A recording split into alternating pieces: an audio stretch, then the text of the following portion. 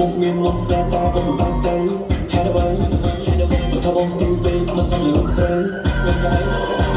បងជឿវ៉ាន់ខាងនៅក្នុងសុខខ្មែរអ្នកសុខបងក៏ពីថាលងដែរយើងមានខ្លួនថាមិនមកតែថាចាំភ្លេងខាងកំទីសញ្ញាជប់មានសៅតែបងមានអូនជួយខ្ញុំខ្មែរអូនក៏មិនសូវអូនតែឲ្យបងឲ្យក៏មិនទុំមកទូយូរទៅ